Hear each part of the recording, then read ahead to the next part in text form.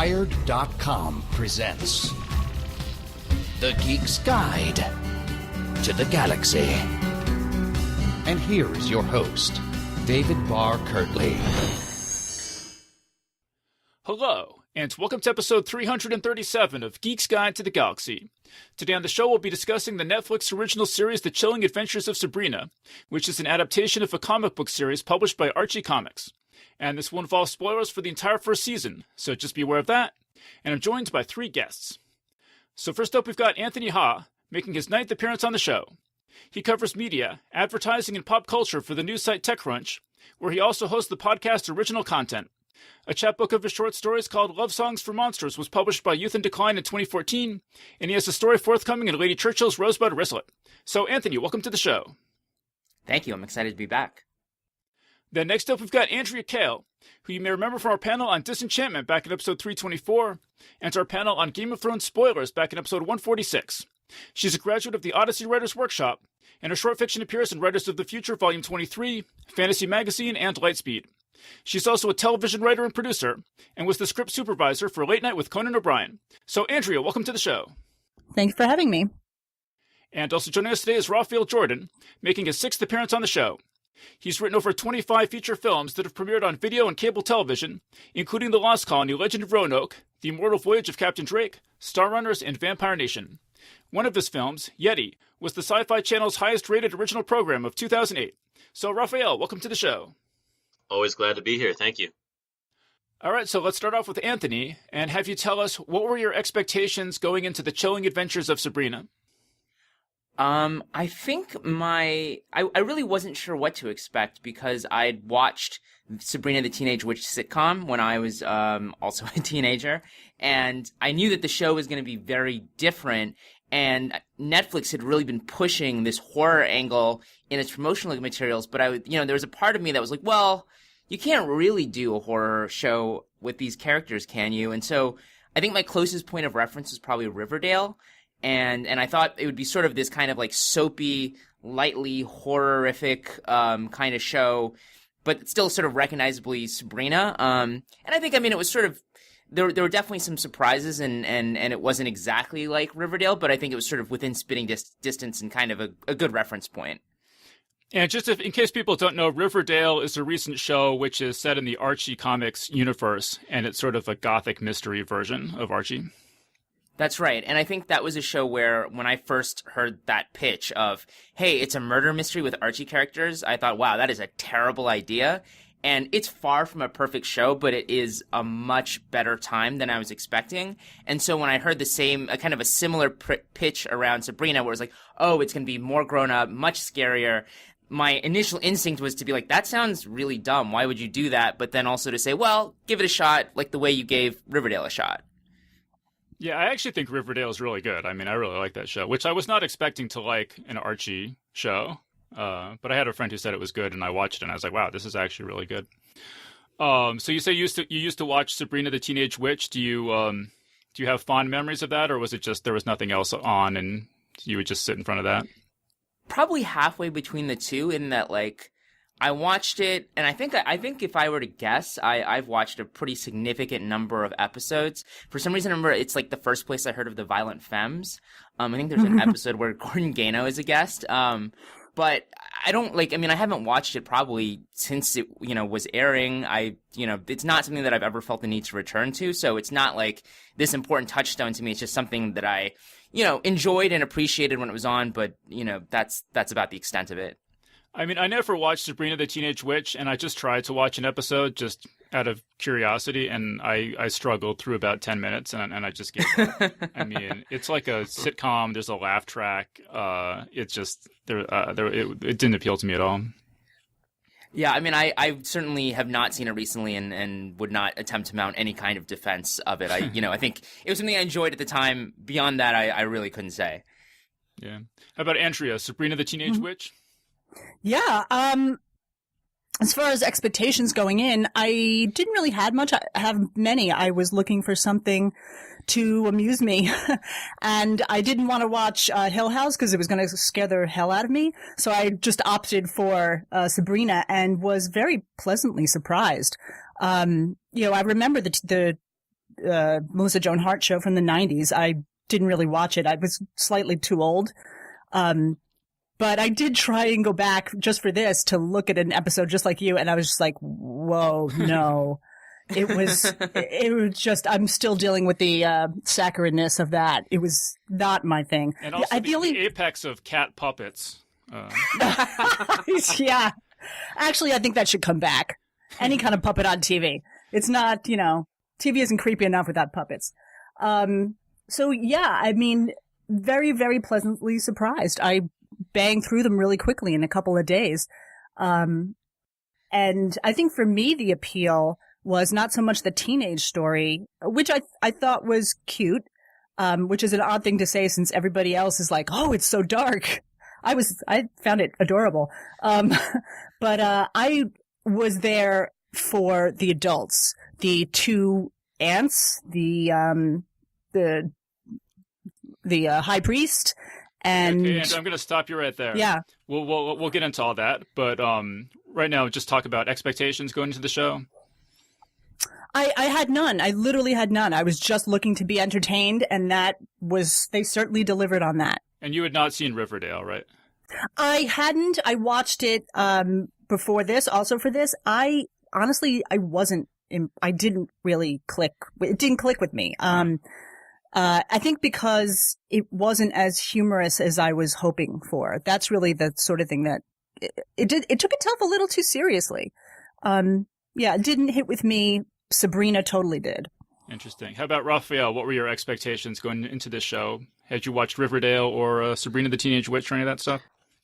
I never watched the original Sabrina. It just wasn't really my thing at all, kind of what you alluded to. I'm not too up on Riverdale. My girlfriend watches it religiously, so I've seen some episodes here or there. So I didn't actually have expectations at all. Aside from the fact I did know some of the people involved behind the scenes, so I did actually have hope that it would be pretty cool. And then I heard that it was going to be a darker take on the whole thing. And actually, I really liked the tone of it.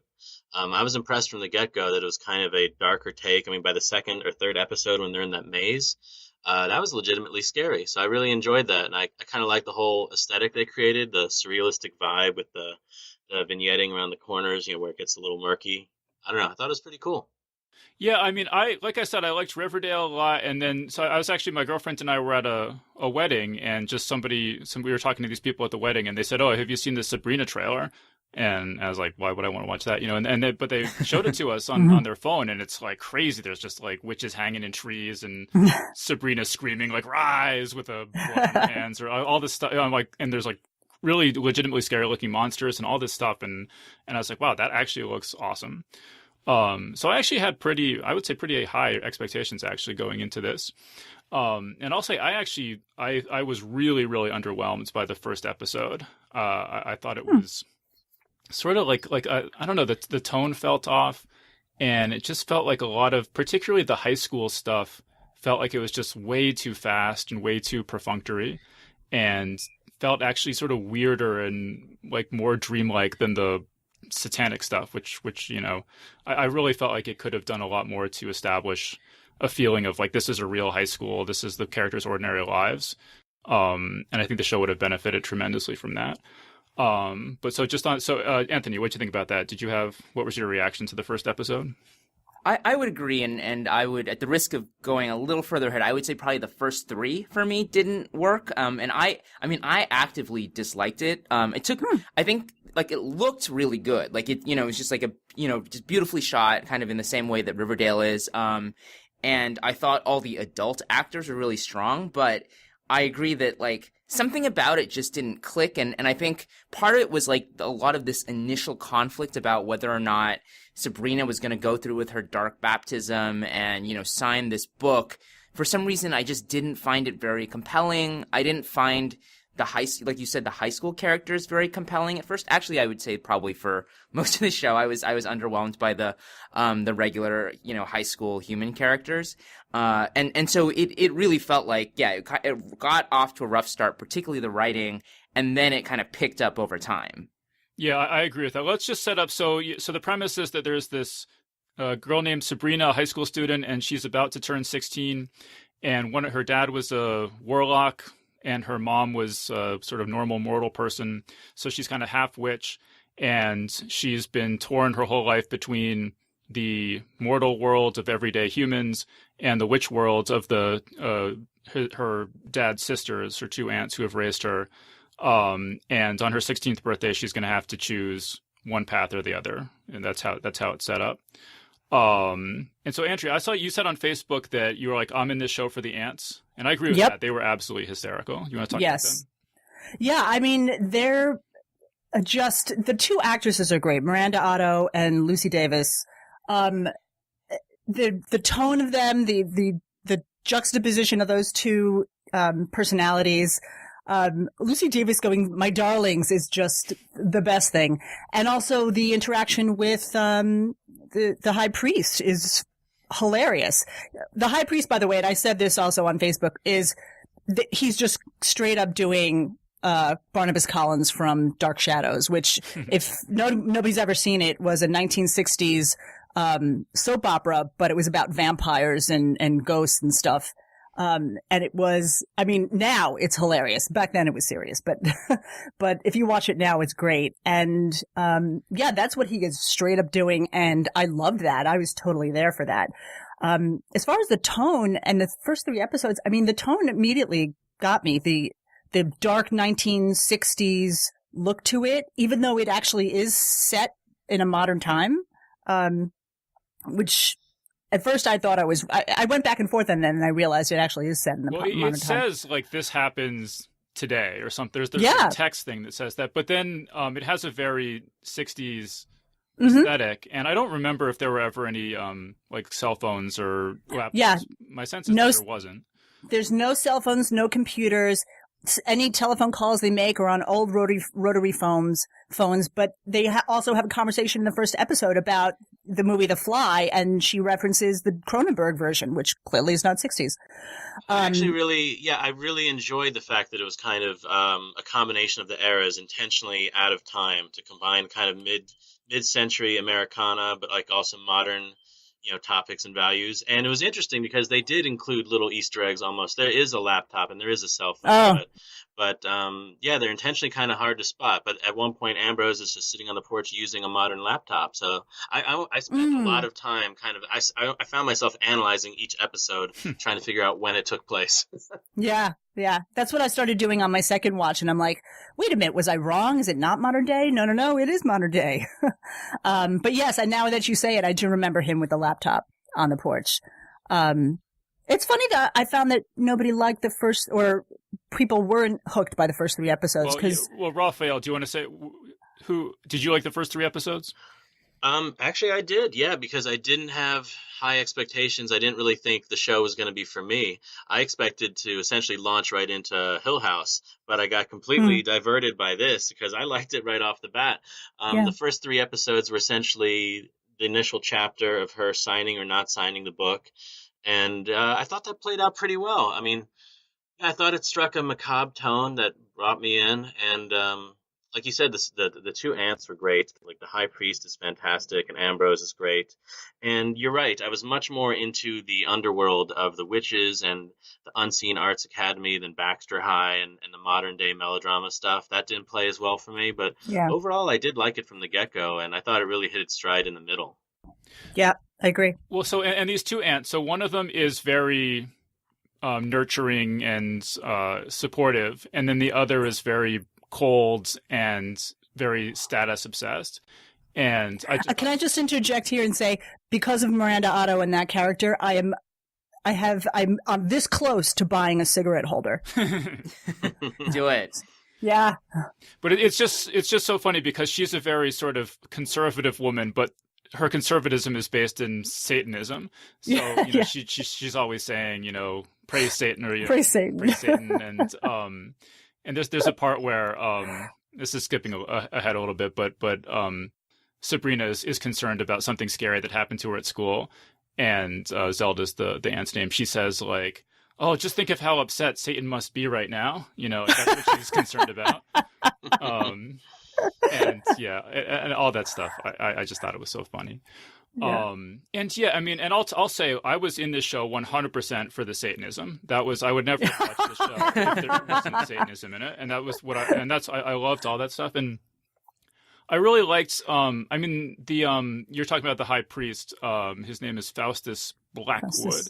Yeah. And there's a part where Sabrina is having second thoughts about signing the Devil's Book. And so they kind of bring her over and have a conversation where he's going to sort of try to assuage some of her misgivings, and it's really interesting because the stuff he says, it's sort of like this mixture of the Anton LaVey Church of Satan, Yes, and sort of Aleister Crowley stuff. I mean, there's like, Aleister Crowley is famous for saying, "Do as thou wilt, shall be the whole of the law," and Father Blackwood says basically that same exact thing. At one point. So is everyone as big into Satanism as I am? Well, I do follow the Church of Satan on Twitter, so I don't know what that says, but well, so do you follow the Church of Satan or the Satanic Temple? There's Church of Satan. Okay. Yes, I know there are two. They are rivals. Like, it's kind of hilarious.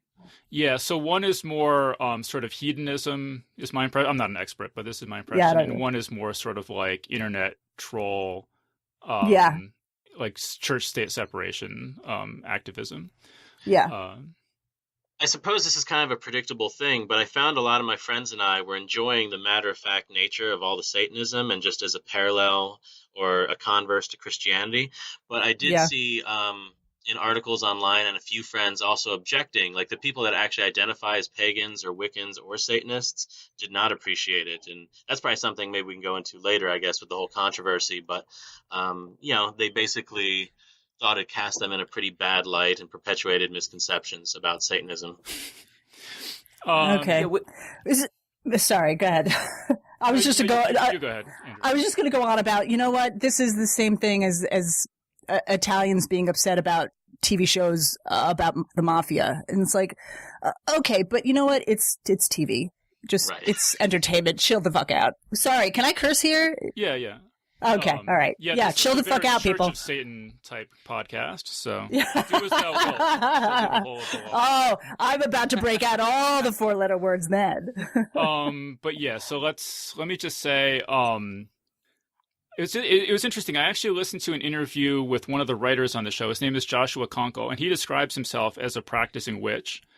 And so he obviously was not of the view that they were trying to cast aspersions on witches or Wiccans or pagans or anything like that. I mean, he was sort of saying, this would be my take on it, is that there's this long literary tradition of stories about witches making deals with the devil, and it's a perfectly valid artistic choice to sort of work in that creative space. And it's just a TV show. I mean, it's largely a comedy. Exactly. I think it's perfectly legitimate. It was sure. Actually, yeah, go ahead. Sorry, I'm sorry. Just one real quick thing. Since you brought that up, I just want to point out that I am in fact Sicilian. So if anybody gets angry about me talking about Italians getting pissed off about the mafia, I am in fact, my family is from Sicily.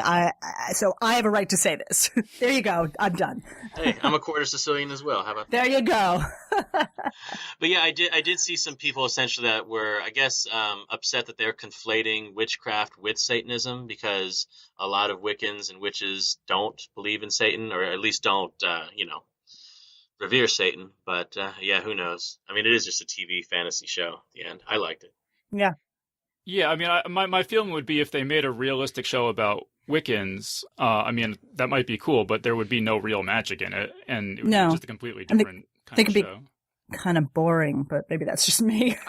I think the show, it seems to me that it's very clear that that it's clearly trying to play with some references to real world witchcraft and the history of, witch trials and things like that, but that fundamentally it's not trying to be a realistic depiction of witchcraft. I mean, I think that's sort of self-evident, and that doesn't necessarily mean that people can't have objections to the way it's portrayed, but I think at least it's very self-evident that it's a fantasy, and so you have to sort of treat it as such. I will say, also the tone, I think the way it treated it kind of evolved, and this also speaks to kind of why I liked, I think, the back half of the season more, was that I think at the beginning, some of this maybe is the tone of the writing. Some of this is just getting used to it. There's this sort of tongue-in-cheek quality, whereas you were saying it's almost like there's just like an equivalent of it's taking things from Christianity or from traditional religion and then just sort of adding the word dark or unholy or whatever to it.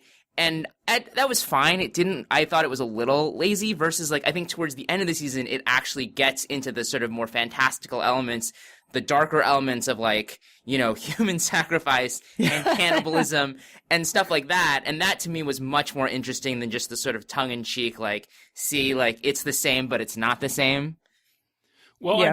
I mean, the conversation that I mentioned between Sabrina and Father Blackwood, she says, "I'm not an evil person, Father." And he says, "Of course you're not. I'm not. Your aunts aren't. None of us are evil people." And I thought that was really interesting. And I wish there had been a little bit more about what these Satanists in this fictional world actually believe and how they see themselves, because it felt like it wasn't totally consistent.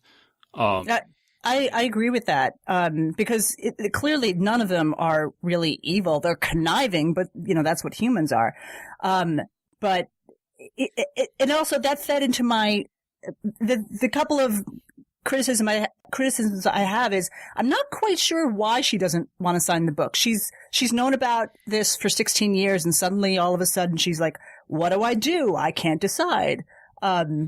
Well, I just thought not that clear was that she has. I mean, like, you would think that this is her religion that she's been raised with, but she seems to not know even the most basic precepts of it until the night before her like baptism or confirmation kind of things, which is another thing I thought was a little odd. But well, I suppose if I recall correctly, the big dilemma for her was giving up her boyfriend and her high school friends, because if you do devote yourself fully, then you have to leave that life behind. But I thought the solution was actually pretty interesting, that since she's half human, half witch, she was able to retain a foothold in both. Yeah, but I find it strange that nobody thought, hey, maybe we shouldn't put her in a human world. If they're trying to make her this full witch, wait, whose decision was that? Yeah, that was pretty bad. Right. Like, why not just homeschool her from birth? Right. Why, exactly. Exactly. To your other point a moment ago, one of the actors I really liked was Tati Gabrielle. She was great. She was great. But to your point that nobody was evil, I found her and her sisters to be a little inconsistently written, because one moment they were helpful and clever and conniving, but then they were kind of evil. But then also they kind of went back and forth a bit. So that was a little inconsistent to me, because at one point they're killing humans out of spite, and they're kind of trying to straight up murder Sabrina at one point. I don't know. Well, my take on that is that they're playing the role in this of the bitchy cheerleaders. And so I don't know that they're good or bad. They just have their own ends in mind. It's about, it's a selfishness as opposed to, if I have to help you, if it helps me, then I'll do it. But we're not friends, and I'm going to take you out if I can. And that doesn't strike me as evil. That strikes me as bitchy little teenage girl. Which is consistent, as from my experience of bitchy little teenage girls. I also just want to talk about two things that seem to have been very clearly a huge influence on this show. And one is Harry Potter. And the other is the 2015 movie The Witch, directed by Robert Eggers, which tries to present a witch story as if everything the Puritans believed about witches was literally true, and this is how it plays out. And I thought it was interesting because, Rafael, you were mentioning that the Satanic Temple had an issue with this show, and they said, that one of their complaints was that they used their specific statue that they had made in the show. It's like an extension of the Academy of Dark Arts, and it's like every shot. I mean, it's a huge presence in the show. But then their other complaint was what you were saying before, that it makes Satanists look bad and connects them with evil and stuff like that, which I thought was a strange complaint, because they had actually endorsed the movie The Witch in 2015, which seems to me to do exactly the same thing. I mean, it's an amazingly good movie. But I don't know. What do people think? Anthony, what do you think about? Did you follow this statue controversy? Do you have any opinion on that? The statue controversy? That one I didn't. I followed some of the other controversies, but not that one. All right. Well, let me explain that.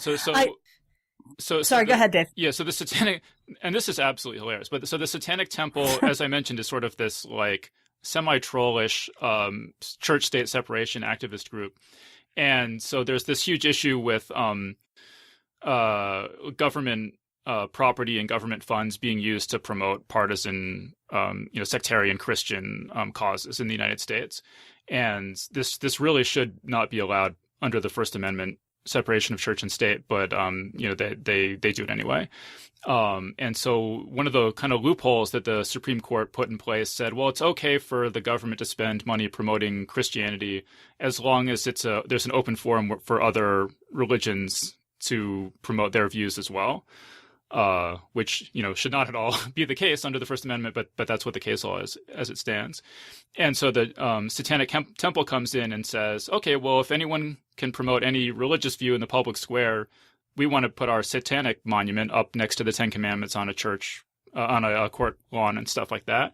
And so they crowdfunded this amazing statue of Baphomet, which is this goat-headed satanic figure, and he's sort of sitting on this throne with holding up his two fingers in the air, and he's got a pentagram on his head, and then there's two kids sort of kneeling at his feet worshiping him, and it's just amazing. And the funniest thing I saw was that they when they were unveiling it, this was years ago, they were afraid that people might try to get in and damage it or destroy it or something, and so they had a party, and in order to in order to go to this party, you had to show up to one party, and then you had to sign the book swearing your soul to the devil in order to find out where the real party was. And they figured that would keep out any troublemakers. So fast forward. So they made an exact replica of that exact statue and put it in this movie, or put it in this TV show. And then the Satanic Temple sued them. And it sounds like there was like an out of court settlement. My personal opinion is the lawsuit seems a little frivolous to me. I mean, if their argument is that this is their intellectual property and the show appropriated their intellectual property without getting the rights to it, that's totally fair. But that seems to me to cut against the idea of this being a legitimate religious icon. I feel like if you were to make a replica of a crucifix from a specific church, they would never sue you for intellectual property infringement. I was going to say the same exact thing. Basically, from what I was reading, I kind of saw their perspective, and it sounded like they had a case. But at the same time, if you're trying to be on equal footing with other religions, religious iconography can't really be something you can, patent or copyright. I mean, that just seems to me antithetical to the concept.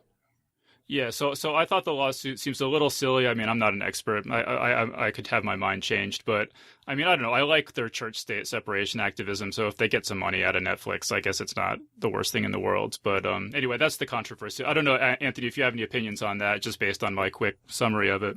Well, I guess what it makes me think of is also like the fact that, there's this interesting line of, I think, both fantasy and horror where they'll take, Christian iconography and they'll sort of treat it in this sort of fantasy context.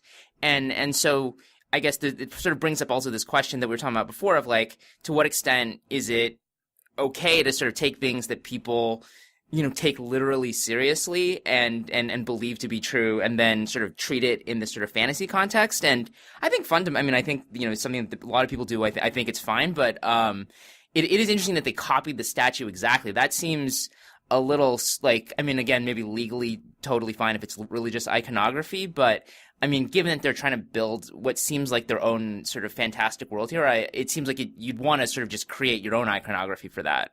I mean, I did see a comment from the production designer saying it was just a coincidence, but that is basically impossible for me to believe, because it's exactly the same statue and it has no prior, there's no prior art for that statue that I'm aware of. Oh yeah, it's a cool looking statue. That seems kind of an outrageous claim. I mean, honestly, if I was the production designer or art director, I would just say, look, we thought it looked really cool, and these are a bunch of Satanists, so sure.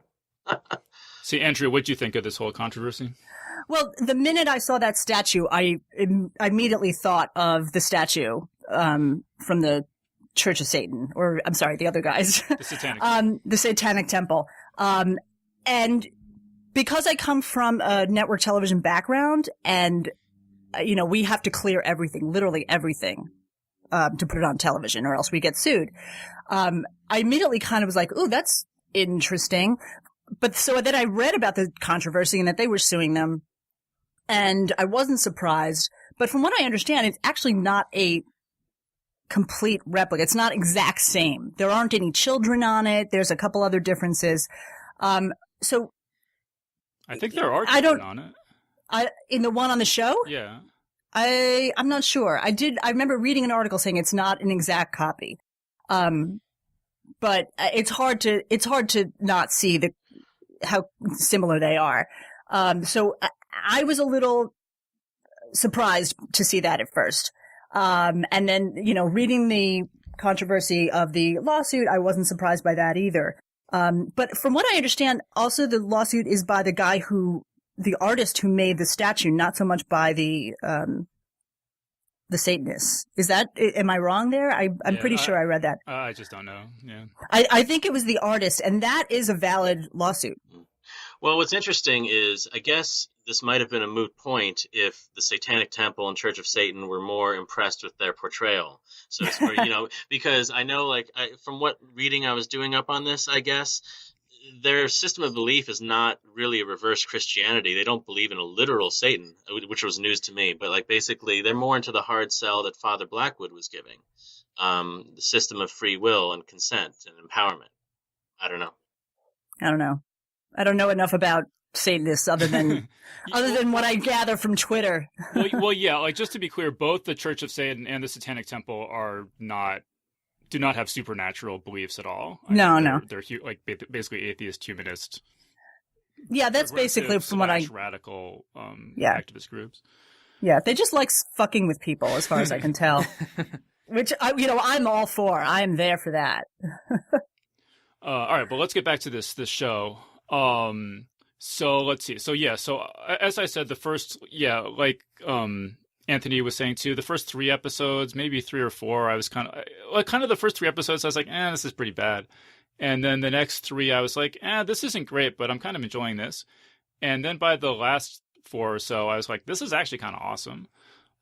So I really think this show does get better as it goes along, like I think Anthony was saying. But the first thing that really, where I was like, oh, I'm actually totally into this show right now, was the Batty Bat, where yes, yeah, where Sabrina's in bed and they've trapped this demon and she asks her aunt, what would have happened if we hadn't trapped the demon? And the aunt says, oh, we would have all been trapped in this dream and it would have been awful. And you're like, oh shit, they're in a dream right now. And I thought that was really good. And I liked, one of the things I really liked about the show is that in the show, there's the Batabat, there's the Apophis, there's Psychopomps, these things from actual, world mythologies and folklore. And then there's also a lot of literary references. I mean, a lot of the characters are named after Algernon Blackwood and Nathaniel Hawthorne. And so, I just got the sense that the people writing the show were big horror fans, and it wasn't just some dumb show. Let's make this. No, absolutely not. Teenage Witch. It was made by real fans of the genre. I'm glad you mentioned that Batty Bat episode. That was actually my favorite one. I thought, it took place right in the middle, and it was kind of the one standalone bottle episode. Yeah, exactly. So it had none of the frustrating, high school hijinks, really, but it was just a good horror episode that was self-contained. I really liked it. Yeah, I agree with that. And also, my favorite part is Miss Wardwell walking through and walking into, one of the other people, and they're like, what are you doing here? And she's like, I'm looking for somebody. She's just randomly walking through the house, through the dream. She's the best part of that whole thing for me, personally. Well, and she's a great character. So this is some sort of demon who's possessed one of Sabrina's teachers, and she's just great, I think. Yeah. See, Anthony, did your enjoyment of the show kind of track with mine there, or was yours different? I would say so. Yeah. I mean, I think that once she got to the Witch Academy already, my interest perked up quite a bit. But I think I was sort of grudging about how much, because I really just didn't like those first 3. I mean, even there were elements already in the first 3 episodes that I think that were really promising. There's a scene in the second episode where Sabrina and the Witch Sisters trick some of the bullies to going into the mine, and they sort of torment them in the mine. And I thought that was an amazing scene. And there are other individual things, but as a show, it wasn't working for me. And then I think around 4 and 5, is when I start being there's really, it's not just that the direction is good, but actually there's something here in the show. And then as I think Dave and I were both saying, I think for me, definitely 8 and 9 are like my favorites, where I think those are just, and I really like the finale too, but particularly sort of the dilemma around Harvey's brother, I thought was probably the most, by far for me, the most interesting storyline in the show. I would say with Batty Bat, I thought it was a fun episode. It wasn't necessarily a standout for me. Also, I mean, when we were talking about influences, certainly I could see The Witch as an influence, and I mean, that's a movie I love and think is pretty close to perfect. But also I saw the influence of Buffy. I mean, I think that's kind of another obvious one, and I think the Batty Bat episode was the one that felt probably the closest to me, like kind of a self-contained Monster of the Week Buffy episode. And I mean, probably with like slightly better production values, but still Batty Bat was like maybe one of the less successful visuals in the show. I wasn't like crazy about the way she looked. That's fair. Yeah. Yeah. Actually, speaking of the visuals, one thing I did really like was this, I think it's in maybe the first or second episode, Sabrina bites into this apple. Yeah. There's this crazy vision of this tree where it's all saturated with red light, and there's all these witches hanging from the tree, except there's no ropes. They're sort of hanging on invisible ropes. Yeah. And then the devil like comes out of the tree, and that was just freaking amazing, just on a surely visual aesthetic level. Yeah. Yeah. As a TV show, they do really like the production values are fantastic. They really are. I agree about the Batty Bat, but everything else is amazing. It's such a great look, I think, which I touched on before. But yeah, I really think it's a great, well produced show. Absolutely. Can I make a quick comment about influences for a minute? Actually, what I was thinking of as influences, and this is probably because I grew up watching these shows, but Bewitched and I Dream of Jeannie. Those are the first two things that I went to. And I just want to make sure everybody knows I watched these in reruns. I did not watch them first air. I just want to get that out there. But, you know, both of those shows were about, you know, obviously Bewitched is about a witch living in a human world, and Jeannie is a woman, another woman with power, a genie living in the human world, which is essentially what, Sabrina is. And the thing about both of those shows back then is both of them are really strong, powerful women who have to sublimate their power in order to please their man. That's what the 60s were about, and that's what they did. And both of them were good girls, good wives, supported their husbands, helped them out, made them look good, and were nice and polite. And the evil, sort of quote unquote evil people in those shows was always like the mother-in-law or Jeannie's sister, who I can't remember her name is, who did not sublimate their power to a man and had pretty much contempt. You know, Endora had contempt for Samantha, and Jeannie, the evil sister, had contempt because they, stuffed their power down in order to make men look good. And the thing I like the fact that we've come a long way from that, and we're telling girls, you don't have to do that. You can be powerful. But there is like an element of it in this show which kind of irked me. That part where she says to Harvey, you know, if you could have all this power, but you would have to give up me, what would you do? And he says, I wouldn't give you up. So then she decides to give up her power for him, who, by the way, Harvey's kind of a little bit of a milquetoast. Absolutely. I'd kind of like to see her, and also give the message to young girls that, you know what, find a guy who's your equal, not somebody you can control and not somebody who's going to control you. And I really wish they would hit those points more for young girls. You can be powerful, you can be smart and powerful, but you know what, find an equal. If you want to find a boyfriend or a girlfriend, find somebody who's your equal. Stop, picking guys who are not as strong as you are. Anyway, I'm getting off the soapbox right now. Well, no, you can stay on the soapbox for a second more, because there's a lot of, I would say, pretty unsubtle sort of feminist messages to the show. Absolutely. Just curious what you thought about that. I thought it was great. The thing with the books, the whole banned books was great. I love seeing all those characters. The other good thing about the later episodes is that they start to develop the Roz character and the Susie character and make them less, like they're not so much our friends, but they actually have powers themselves and something else happens with them and they develop them. And I think that's great. So I love the feminist thing. I want them to hit that more for their main character. I hated watching her going, I'm powerful, but I love my boyfriend who's kind of clingy and, a bit of a milquetoast. That's the word I'm coming up with right now. But, I wish they would give her a little more independence from having to make the choice. Either you're evil and powerful or, you have a cute little boyfriend and you get to stay in your little high school world. I just wanted a little more of a range for her, cause she chooses power at the end, but that's because she has to, not because she wants to. Anyway. I mean, also it's kind of ludicrous that she would be making such a big life decision based on a relationship when she's 16, but I guess that's part of the whole throwback to the 50s vibe that they're also going for. Right. And then again, Twilight also kind of does the same thing. And that's modern, so I don't know. That's a whole other story, though. Twilight. Boy, I could write a doctoral dissertation on Twilight. Don't even get me started. So.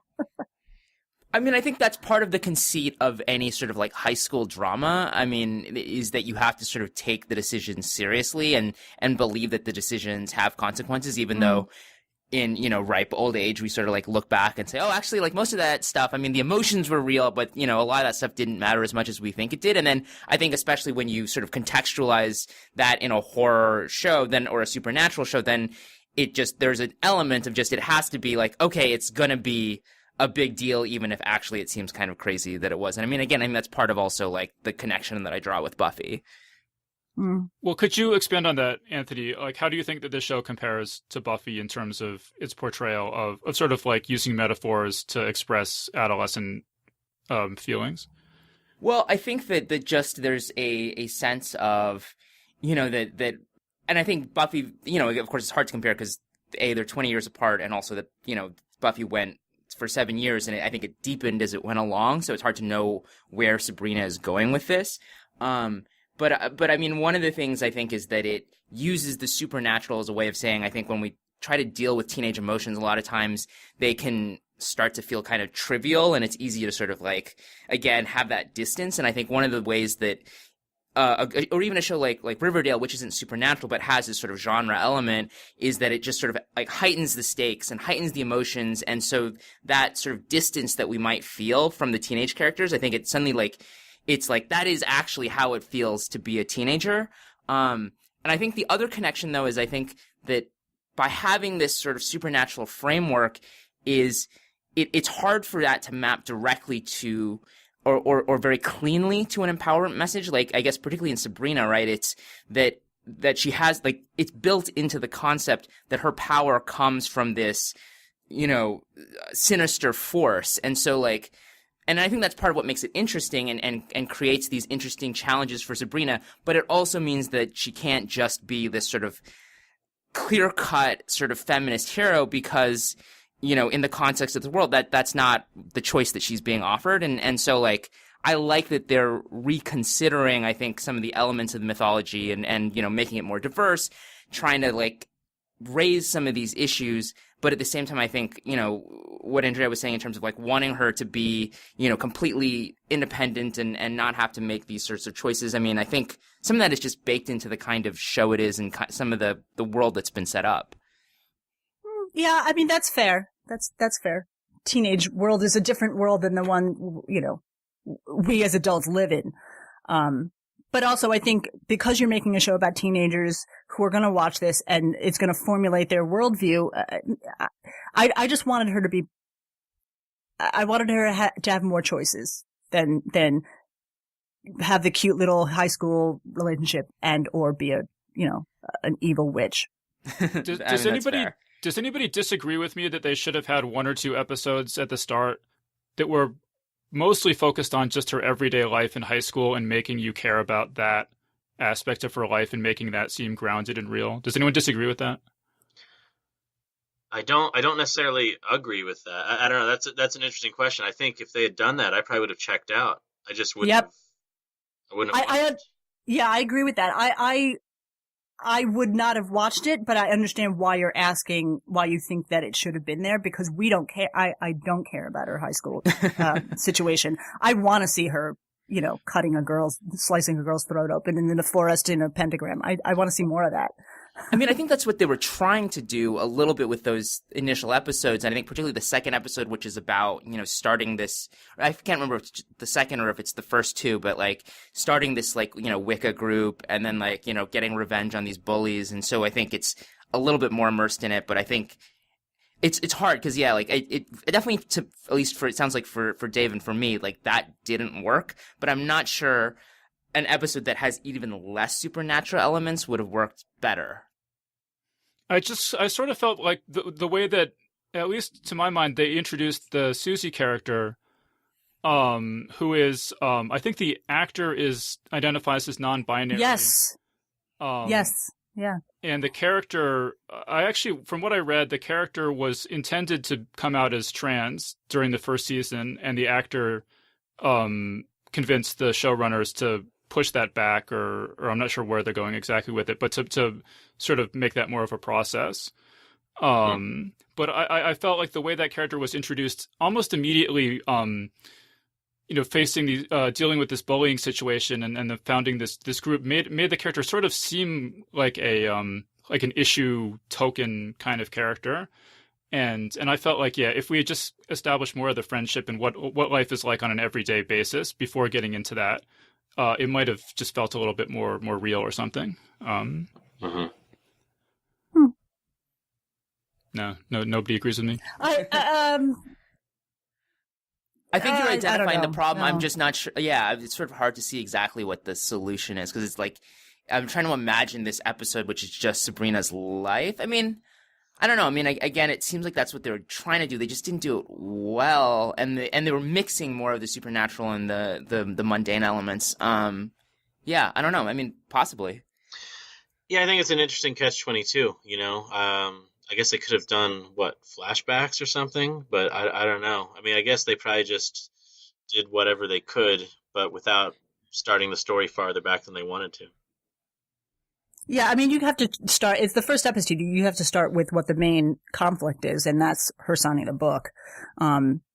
You can't start back and go, here's her being a cute little high school girl, and expect to hook anybody. You got to hook people in the first episode, and well, they did it for me. I don't know.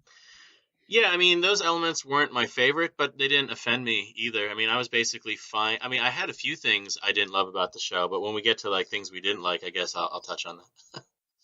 Well, yeah, I guess before we do that, let's just talk about the last couple episodes where it's basically like the monkey's paw.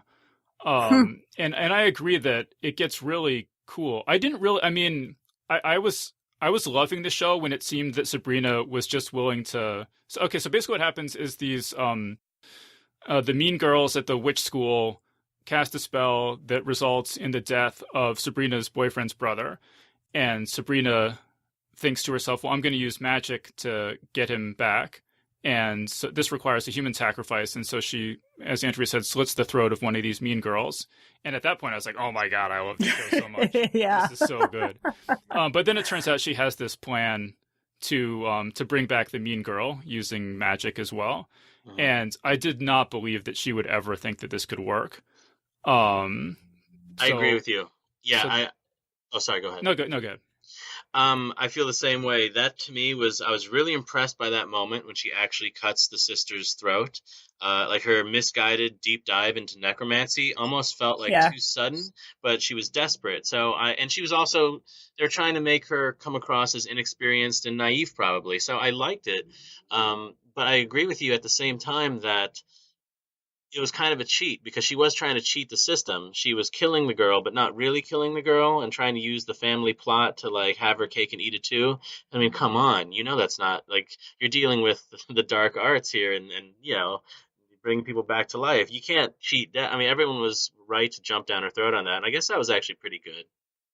And why would she not have consulted Ambrose about whether he thought this would work? That seems really odd to me. I guess we haven't even said who. Have we mentioned Ambrose? So she has a cousin. I don't think we have. She has a cousin who is who's a witch who at some point in the past was involved in a plot to blow up the Vatican. and as a result of this is, because the witches don't want people drawing too much attention, he's been he's under house arrest kind of in Sabrina's aunt's house. He and I think people did mention that he's great. I mean, I love that character so much. I would say to your point about, I guess maybe to start with Ambrose is to say, I think because Sabrina knew that no one in her family would necessarily, that she at least suspected that everyone in her family would tell her it was a terrible idea, that she then basically forbid her from doing it, and so that's why she didn't ask anyone. I mean, Ambrose maybe was the one exception where I could imagine that maybe in some other circumstance he would have at least considered it. I would also say it seems like if it could possibly work, he would have helped her. It's only because it can't possibly work that you know what I'm saying, that she has to keep it secret. Right. The fact that she's not saying it is I think she's acknowledging that she knows it's not going to work. I just assume that she doesn't tell anybody else because they're going to immediately go, "That's the stupidest idea ever. Don't do it." So she just goes ahead and does it because she doesn't want anybody trying to stop her. So, I mean, that's a very teenager thing to do. I guess that's true. Okay, so is there anything else anyone wants to mention that they really liked about the show before we get into more criticism? You know what? You should bring up the reason she knows that she can bring the girl back is because the two aunts have this game where Zelda kills her sister, Hilda, and then buries her in this what is it, Cane Pit or something? Yeah. Lazarus Pit, whatever it's called. It was Cane Pit, yeah. Cane Pit. And she digs her way out and comes back to life. And it is the absolute funniest part of, I think it's the first episode, where Zelda comes up behind Hilda and smashes her in the head with a hammer and then buries her. So I think you should... That's where they hooked me, right there. When you have one sister killing another and burying her in the yard, I'm in. I'm all in on that. I thought that was hilarious as well. My only minor critique there is I thought they kind of over-explained the way that she's brought back. I mean, I guess to me, it's almost like the more you start explaining, the more I start questioning. I'm like, how do they have where did they import the soil from another continent, and how did they get it? I don't know. It's just, are they the only ones that have that? I mean, are they the only ones killing each other and bringing each other back to life? I don't know. Yeah, that's a good point. Okay, anything else people liked they want to throw in here? Well, I guess I would say that I liked, and this sort of ties into what we were talking about with 8 and 9, is just the arc that Sabrina had over the season, and that I had a hard time with her initially because she it is this sort of sense of almost constant surprise and indignation about every time they bring up, if you become a witch, you're gonna have to do this, and then she gets upset about it in this way that I think made me like her less, but felt very believable for a teenager. And I think in some ways worked out well, where she just kept saying, "I don't accept this choice I have to make." And so then they said, at a certain point, somebody just, I guess the Dark Lord accepts that she can both keep one foot in the human world and one in the witch world. But then, that these last two episodes really sort of bring to head that you can't always get away with that. And that Ambrose, when he finally finds out about it, upbraids her about this and says, you think that you are the exception to every rule, but that's not true. And I thought just as a way to sort of bring together things and sort of to pay off things that had bothered me a little bit about the earlier episodes was another reason why I liked the end of the season so much.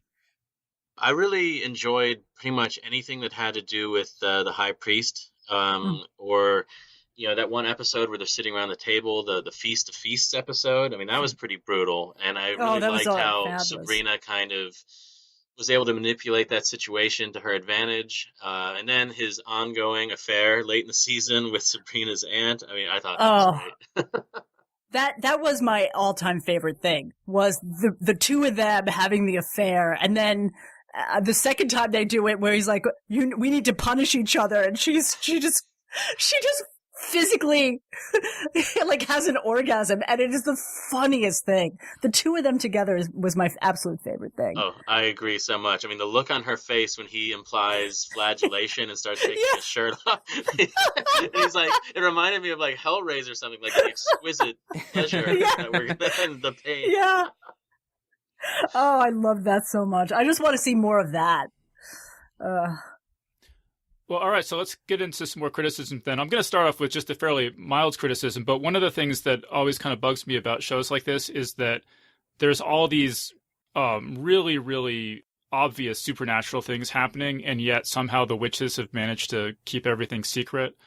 So this bugs me. I mean, somebody mentioned the scarecrow that comes to life and chases her through the maze of hay bales.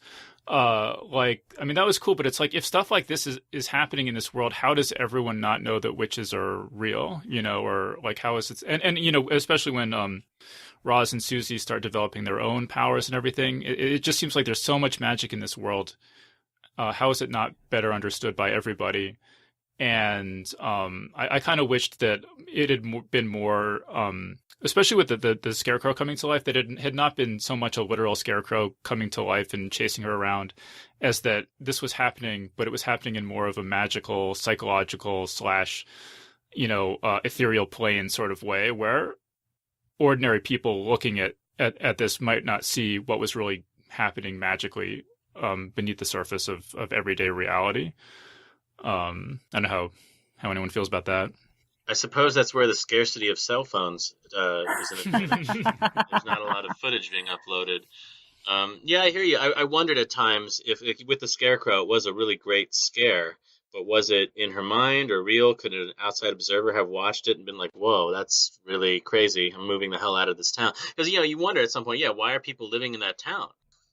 When enough weird shit starts to happen, just get the hell out of there. Well, also just operationally, when they're witches, they live longer. Ambrose at one point says, I've been, under house arrest here for 75 years. Mm-hmm. How does nobody notice that these people don't age if they've been here for however many years? Do they have to, do they have to leave every once in a while and come back? See, that's a good question. That kind of speaks to some other world building questions I had. I mean, it makes it seem like there's one reference in one of the episodes, finally, towards the end of the season, where they reference another church or another chapter. Because I was curious, are they the only ones, or is it just like a small little enclave in New England, or what's the deal? Like, how big is this organization? I mean, I certainly had the sense that there were other covens elsewhere in the world. I don't know why I think that exactly, but I think that they must mention other covens. I'm almost certain that they do. I'm pretty sure they do exactly once, because I was waiting for it, because I was wondering, like, is this guy the high priest of just, one church, or, is he essentially like an archbishop? I don't know. I guess I wanted to know more about that and like the hierarchy. Yeah. It did feel like that this, I think like they may have mentioned other covens, but they just talk about it. And so when they say our coven, in a way that sort of suggests that, well, then there are probably others, but it did feel like weirdly insular, that like everything important in both the mundane and witch worlds were happening in Greendale, and like the outside world barely impinged on that at all. And also, it doesn't seem to be a very large coven, and if witches are only allowed to marry witches, they're gonna have some problems at some point. So. Yeah, well, you can always you can always have the wizard did it thing where they use witch magic to prevent inbreeding problems, and they use witch magic to make everyone not aware of their existence and stuff like that. I mean, that's the nice thing about magic, I guess. Which, I mean, we see with Harvey. Right, and even the school itself. I loved all the scenes in the school, but it started to feel very small at some point. Like there was only 15 or 20 students. Right. You'd see like choir practice, and you'd see people milling around the statue, and that was it. But there was never like that Harry Potter scene where there's a whole congregation of kids in a cafeteria, and you're like, oh wow, there's several hundred or something. Hey, just by the way, is there any the character Nick Scratch, the hot warlock that she goes to school with, that has some kind of interest in her? His name is Nick Scratch, which is another name for the devil. I'm wondering if that's going to play out along the line. Is he actually the devil as a teenage boy? I don't know. Just asking. That's curious. I think I saw there are some like online articles, if you want, that are like 10 pieces of evidence that Nick Scratch is actually the devil. None of them I think are like slam dunks, and I mean it seems like the devil already exists as an adult, and he doesn't, or at least the Dark Lord. Yeah, but are they doing like a Trinity, Catholic Trinity thing? The Father, Son, and the Holy Ghost? Yeah, it's possible. I guess I mean, that could be. I also think, I mean, this is the kind of show that just likes to give people kind of playful names. So I guess I wouldn't be shocked either way. It wouldn't be shocking to me if it just, in the same way that, the headmaster's just named Faustus because it's a cool name, like that Nick Scratch is just named Nick Scratch because it's a cool sounding warlock name. It could be either way. By the way, I love Nick's. He's a little underdeveloped, but I think he is like very cool, and I want to see more of him. He's much cooler than Harvey. If that's the bar, God, yes. Well, that was my point. That was my point. Was I'd rather see her with Nick Scratch, who's her equal, as opposed to this little puppy. Though I suppose she was turned off, at least for now, when she walked in on the witch orgy, and he was right in the middle of it. Well, to each his own. I wouldn't be surprised if they get together, if at least they get together temporarily in a future season. Yeah. Yeah, I wouldn't be surprised if they get together and then she gets back together with Harvey and then she gets back together with Nick Scratch again, and this just goes on for 7 seasons. Right. Yeah. So maybe you guys can help clear something up for me, because one of the things that I was a little hazy on, and I guess this would be one of my critiques, was at one point the high school kids and Harvey, if I'm remembering correctly, one of their relatives, like there was a guy in a bedroom who gets possessed. And I thought that story Susie's uncle. Right, that just didn't play for me well at all, because it's like they're so casual about this guy being clearly possessed. And they're just like going back to school and they're like, oh yeah, he's tied up in the bedroom, he's okay. It's like, what? Like they don't know magic or witchcraft is real, and they're just being, why are they calling an exorcist or something? I mean, my God. Yeah. Yeah. I agree with that. That did not it wasn't a selling point for me. They kind of lost me on that. Well, one. it seemed like both that it didn't really go anywhere, and also that I think it speaks to, and this is also part of, I think, how the show handles this, the sort of secrecy of the world of witchcraft, is that no one ever seems that surprised when they find out that something supernatural is happening, which, I mean, given how much supernatural stuff happens, I mean, I guess that's totally fair. Then it raises more questions, but it also means that we don't have to deal with these sort of like tedious scenes of people being like, oh my God, witchcraft is real, magic is real. And so it may have been sort of dramatic expediency, but that aspect of it didn't bother me that much. Well, I think that's also an aspect of this being, one, a TV show, two, a TV show for teenagers, and also it's a comedy, Yeah. Why? If it's there to serve the story and it's there to serve the comedy. If it was a real serious show, then yeah, I think you can take issue with the fact that, wait, why doesn't all this stuff come up? You sit there and you deconstruct the whole thing. It doesn't make any sense. But if it's entertaining and it's funny, I'm just going to not worry about that sort of thing. I mean, I guess the thing is, I don't know if it's meant to be a comedy. I mean, there's not a lot of humor. Oh, no. The adult part, that's all played for humor. Miranda Otto's just playing that. She is vamping the shit out of that role. And it's that's great. True. The ants, but I think that, I mean, I guess this is less an argument of how I would categorize it, but just in the sense that I don't think comedy sort of encompasses everything they're trying to do. I mean, I think it's meant to be genuinely scared. I think you're meant to be genuinely sad when she like gives up, her sort of human freedom and has to sort of cut off her ties with her friends. I think that, Miranda Otto mostly is sort of just vamping it up, but there are moments where I think you're meant to feel, genuine sympathy and pathos from her. Well, yeah, I think there's two aspects to the show. There's the teenage story, there's the Sabrina teenage story, and then there's the, say the B plot of these adults and their goofiness.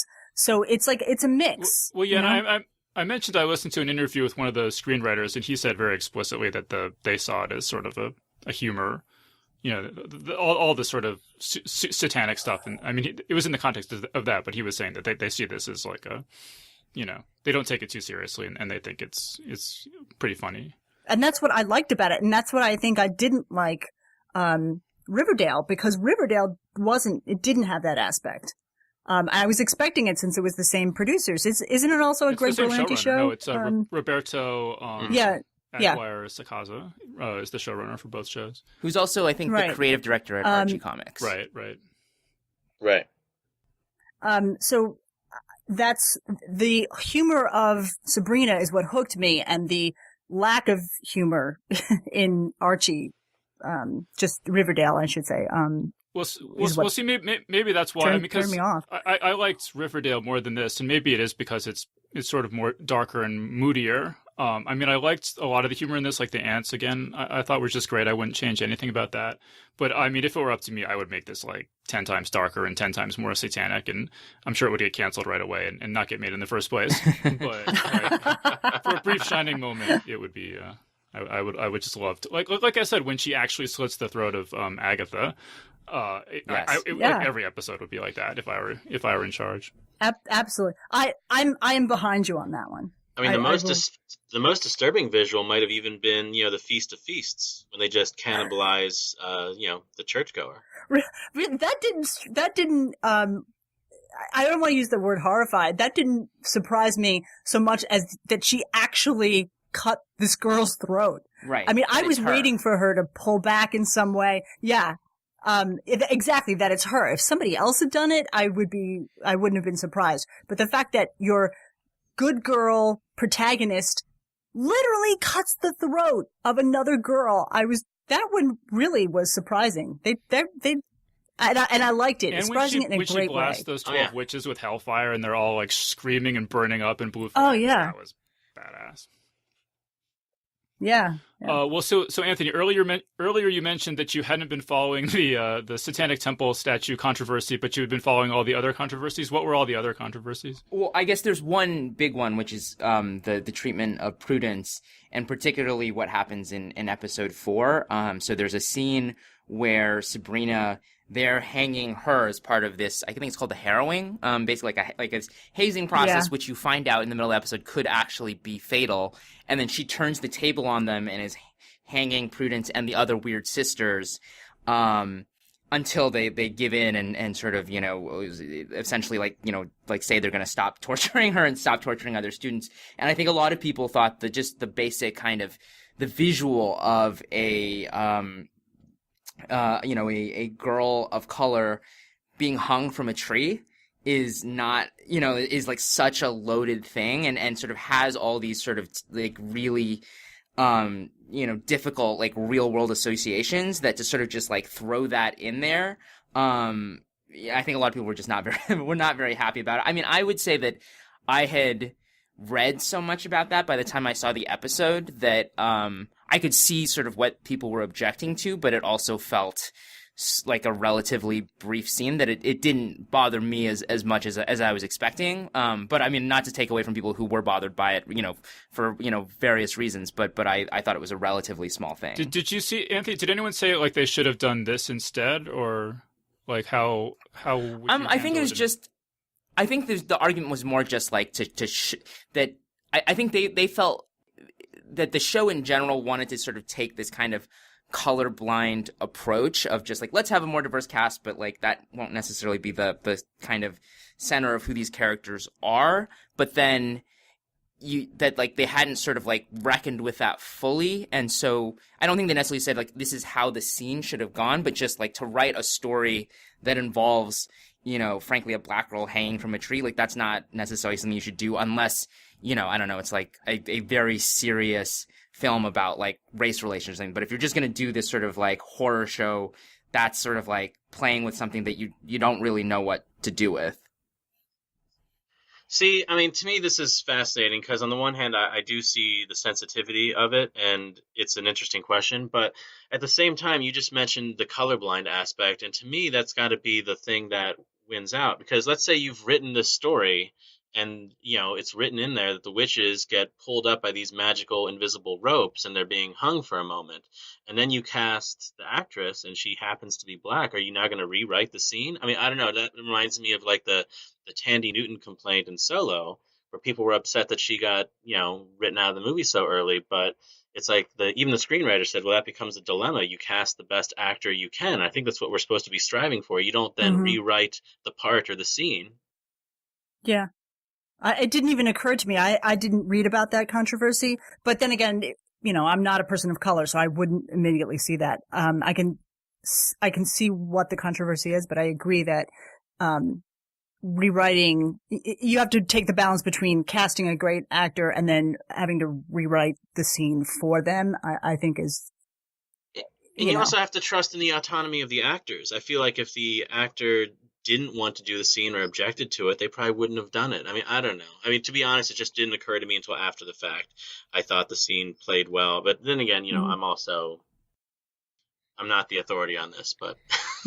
Yeah, I guess the one other thing I would add, and again, I think I'm fundamentally, I'm on your guys' side of that. I think, like, it, like you said, like, if you're going to sort of write the scene and presumably not necessarily know the race or ethnicity of the actors, then part of that is perhaps, just saying, okay, well, let's do the scene that we've written. I think maybe the one other point I think that some of the critics would argue is that, it's colorblind, but to an extent, because it's still a show that centers on a white actress and, a lot of the main actors are white. And then I guess most importantly, that Sabrina herself is white, and that the actors of color are mostly the sort of sidekicks or foils. And so it's color blindness, but not quite all the way there yet. Yeah, I agree with that. You see that in the other, and I know I keep bringing up Greg Berlanti because it's his production overall, and he does all the CW shows for all the DC CW shows, and I think his production company does Riverdale, and they all shoot together in Vancouver. But all of those shows, except for Black Lightning, all of the shows are centered on a white protagonist, and then there are people of color who are supporting characters, and yeah, it fosters, and also LGBTQ characters as well. And I'd love to see a show that has a protagonist that's a person of color that's not about that person being a person of color, Yeah. I mean, I'll just say for what it's worth that in this interview I listened to with Joshua Conkle, he mentioned that there are no straight men writing on this show. And he also described the writing room as diverse. I don't know the details, but that's my understanding. I mean, I sort of feel like a lot of these things, it's sort of like I'm more persuaded by criticisms of the ecosystem as a whole, the sort of creative ecosystem or cultural ecosystem as a whole, than of picking specific shows and saying, oh, they shouldn't have done that in this show. And I feel like artists have a right to tell the story that they want to tell. And if it's like more an issue to me if it's a pattern than a particular choice that a particular artist made in a particular show.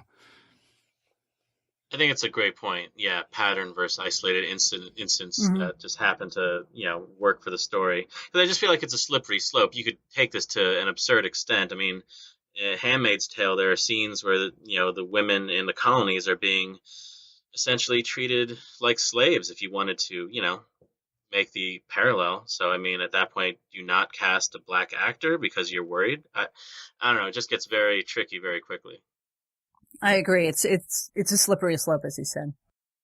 I guess the last point I would make is also, I think, one of the challenges I think about talking about this stuff is like, I wish there was a way when this sort of gets all kind of filtered up into sort of the kind of broader internet discussion, in as much as that exists as sort of a general abstracted thing, is like, it's so that you were talking about like wanting it to be about the ecosystem and not the individual like creative, show or movie or whatever. And I feel like ideally you'd be able to say like, oh, this is problematic, but this isn't about like saying these showrunners are terrible people. It just means this is a problematic thing that represents this bigger question that we need to wrestle with. But then I think like it when it gets boiled down into like hot takes and stuff, it always just becomes sort of like, oh, these people don't get it, as opposed to saying, oh, well, that wasn't great. Maybe we can think about that in the future. Were there any other controversies, Anthony? Did you? I think that was the big one. That was what I was thinking about when we were talking about it earlier. Yeah. All right. So what do people think? Any other thoughts about what, like, okay, so they set up this whole thing with, there's this sort of flashback in the first episode where Sabrina's taking a bath and she sees her parents and then she sees two babies on a altar or something. And then she pulls up the sheet and one of them has cloven hooved goat legs. Goats. What do people think what is going on there? She has a twin who's a half devil. Why would her twin be a half devil rather than a half witch? Why doesn't nobody realize that these people don't age? I don't know. That's what we find out in the next series, maybe. I don't know. You asked for theories. There's my theory. Any other theories? Have we met this twin, do you think? No. But there's a reason that the Dark Lord wants her. They've made that very clear. But I don't think they've made the reason why he wants her and why her dad had to give her to the Dark Lord. Isn't there at birth? Isn't there a line in the at the very end where we find out that Mrs. Wardwell or Miss Wardwell wants to be basically the devil's wife, right, or something?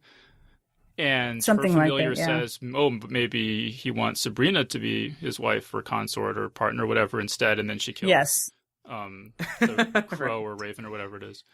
It seems like, that for whatever reason the devil wants Sabrina as his bride, right? Is that seems pretty clear to me at this point. Yeah, but we don't know why. What's so special about her? Beyond the fact that she clearly is very powerful. Well, is it it must be because she's half witch, right? Because there's a line, Father Blackwood says something about how ordinarily it's forbidden for warlocks and humans to marry, but her parents got a special. They got a special dispensation from the Dark Lord himself. Right. So there's something going on there, clearly. Yeah. Any other theories for this? Anthony, you seem like the kind of person who would have read up on some fan theories. I to be honest, I haven't seen a lot of speculation about season 2. I don't know if that's just because I missed it or anything, but I guess the one other thing, I'm trying to think if there were anything else that they were just like setting up. There was like a little bit of setup that there's something going on with Dr. Cerberus, but honestly, I didn't care enough about Dr. Cerberus to really care about where that was going. I'm definitely curious about Nicholas Scratch to see if there's more to that than we've seen so far. Why don't you say, Anthony, who is Dr. Cerberus? So he owns the bookshop in town, and I always get the two sisters confused. Hilda goes to work. Yeah, Hilda goes to work for him, and then they sort of develop what by the end of the season is like sort of the beginnings of a romantic relationship, which is also interesting because I guess Hilda has essentially been celibate as part of being a witch, and at a certain point it's sort of alluded to that she's or stated outright that she's still a virgin. But I guess now that she's been excommunicated, maybe some of those rules don't apply to her anymore. So they kiss, and then he walks off, and you see like something going on with his eyes, as if he's like demonic or something. I missed that. Yeah, it was very like, but just I was like watching for it because they just held on his face for so long. You're like, why is this going on for so long? And then like suddenly, like at the end of the Michael Jackson's Thriller video, when he turns around, he kind of has like the yellowish cat eye kind of thing. Yeah, it was sort of like that. Oh, I missed that. Damn. Right. I'll also just mention about Dr. Cerberus. I didn't get a chance to track this down, but I at one point I searched the showrunner's name. I think I'm trying to remember how I came across this, but it looked like there was some pre-existing movie or something that Dr. Cerberus was a character in. I knew that actor. Oh, you mean the character Dr. Cerberus? No, because the character in the show, he's like I think he used to be an Elvira type person who like late at night would like host movies on like public access TV or something like that. And I swear, like if you search for Roberto Aguirre Sacasa on iTunes, I think is how I saw it. There was some other movie from years ago that was with Dr. Cerberus something that I'll have to go do more research on that though. Yeah, I liked seeing the actor because he was from Batman Yes! Black, if I'm not mistaken. Although, at first I thought he was Taika Waititi. I don't know. Kind of They look has a the same little look. alike. Yeah. Yeah, I guess we could mention if you may have seen these actors before. Miranda Otto was Éowyn in Lord of the Rings, or Zelda was Éowyn in Lord of the Yeah. Rings, and Judy Davis, not Judy Davis. Lucy Davis. Lucy Davis was in Wonder Woman. Yeah. She was the secretary. Yeah. And in The Office. Oh, interesting. The British version of The Office. Oh, yeah. I never watched that. Sorry. Oh, it's so good. And of course, Michelle Gomez was in Doctor Yeah. Who. So, I loved her character, but I also thought her other character was the most tragic of the whole series. Basically, the original Mary Wardwell. No one even knows she's dead. No one grieved for her. I know. That was very sad. Did she seem a little possessed even before she got possessed? They did that little bait and switch there. You don't know, which I totally did. loved. I thought that was fantastic. Because there was a moment where you thought the actual Mary Wardwell Exactly, was the because she's pouring that tea, and which immediately makes you think, what's in the tea? What's she going to do to this girl? So yeah, they did a great switcheroo there, and I love that. You know what, though? I feel like I'm already on board for a prequel that's all about Ambrose. I can't get enough of that character. Like, I want to see the attack on the Vatican. And I'm all about prequels these days. Fantastic Beasts has me in the mood, I guess. Really? I heard it was. Well, Right, that's a different discussion. Stay on target. Yeah. Sorry. By the way, did you hear they're doing a Christmas? Yes, I just saw that yesterday. I was very excited. Yeah. A Midwinter's Tale, and it will revolve around the Church of Knights annual celebration of the winter solstice. How long is it? Like, is it a feature doesn't length say. thing, or like one episode length, or? If If I had to bet, it'll probably be like an episode and a half, like 90 minutes. but you will be. If Not it's sure. a special, yeah. I'm looking at the listing for it now on Wikipedia, and it doesn't say. Yeah, it says families will gather around the Yule fire to sing pagan carols and tell ghost stories. So yeah, if I had to bet, it'll probably be like a collection of 3 ghost stories or something. They'll do like the Black Mirror. Oh, I Christmas like that special. idea, yeah. An anthology. Mm-hmm. Because especially since they don't want to get a jump on season 2, but so they're kind of at a point where they probably need to do flashback stories just to be entertaining without stepping on season 2's toes. Right, and there definitely will be a season 2. Yeah. That Netflix committed right off the bat, I think, to a 2-season. Did they go right into production? There was no downtime, no hiatus? I think they just rolled over. Back-to-back productions. I think they did because it was a 2-season guarantee from the get-go. Did we talk about things we didn't like? Did we specifically talk about criticisms or? Well, hit us. We got a couple, just 5 minutes left. Give us all your criticisms in 5 minutes. Oh God. Now I'm drawing a blank. Crap. What were my criticisms? Well, we know you didn't like Harvey, which is the correct opinion. Yes, I'm I confused. didn't. Did you like Harvey or not? I'm not. I didn't. I may not have liked Harvey. Yeah, now I'm drawing a blank. Interesting side note, he played a young Jeffrey Dahmer in My Friend Dahmer. Oh. Which is actually really good. In the end, I had a lot of very minor criticisms as I went, but it was a very engrosing series. I mean, I watched it all in less than a week, and I was pretty impressed. I mean, I'll be there. Yeah, I agree with that. I'm totally there for season 2. Hooked me. You said, Rafael, that you know some people who worked on the show or something. Is there anything more to say about that? Oh, sure. Axel Carolyn is a friend of mine, and she was one of the staff writers. I think she wrote episode 8, and she's a great, very talented writer director. If you're not familiar with her work, check out her. She directed one of the short films in Tales of Halloween, which came out a couple years ago, a really scary one, and she also directed a film. The title's escaping me, but if you check her IMDb, a really cool ghost story that came out 4 or 5 years ago. All right, cool. Andrea, have you thought of any other criticisms? I have not. Sorry. So it must have been. Oh, well, you like the show, right? So I did. I really like the show. I mean, any criticisms I have are pretty minor. So all right, cool. sorry. I brought it up and then I drew a blank. Typical. Yeah, well, maybe a witch used magic on you to make you forget all your criticism. Probably. I'm sure that's exactly what happened. Anthony, final thoughts? I guess I would just say that, just to reiterate that if you don't like the first few episodes of the show, it's worth keeping going, at least if you're interested in the setting and the world building, like, cause it becomes much more interesting and much better in my opinion. I would also just say that I really enjoyed the fact that it was a Netflix show rather than a CW show, so they could actually show people's throats getting cut open and like ripping their faces off and stuff. And, not that there was a ton of that, but it definitely went further than a network show could go. And I enjoyed that. Yeah. And the thing I love about Netflix also, just to add to that, is that I am all in on the binging aspect. I've been watching a lot of CW shows lately, and having to do it as they air is one of the most frustrating things ever, and it ruins the show, frankly, and it reminds me why I stopped watching network television. Netflix is the best thing to happen to storytelling and visual storytelling in a long time, frankly.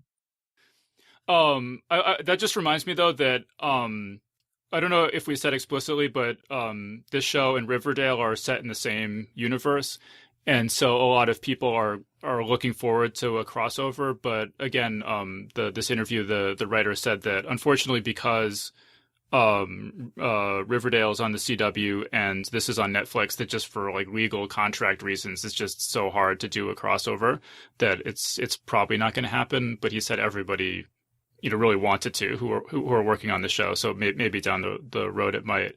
I also heard the showrunner say that he would really love to do a crossover with Riverdale and Arrow.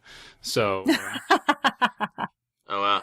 Well, it almost seems like they're setting the seeds for a crossover, because I don't really watch Riverdale, but I did catch the season finale, and it went into the occult a little. I've only seen season 1, so no spoilers. Yeah, same.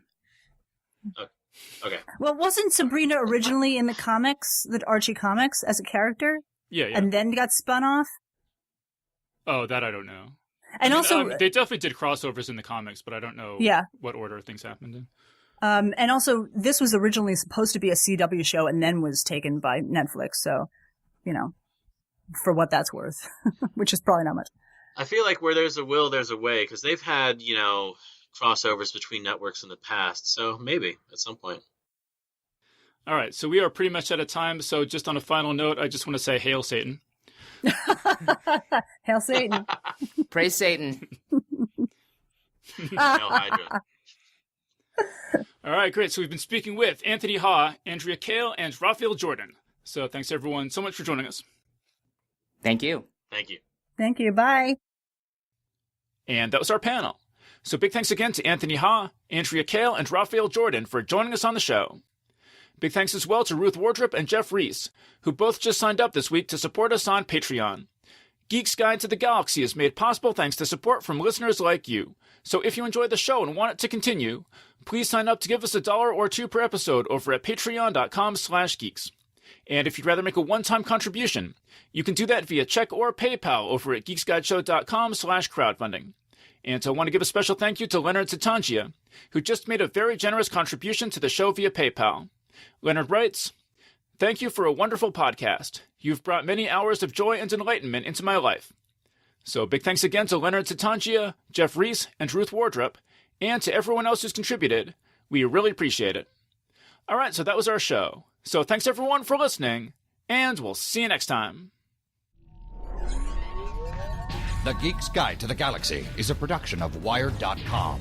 For more information about the show, visit geeksguideshow.com. To learn more about your host, visit davidbarrkirtley.com. Music and voiceover produced by yours truly, Jack Kincaid. If you enjoyed this program, tell your friends. If you didn't enjoy it, tell no one. Thank you for listening.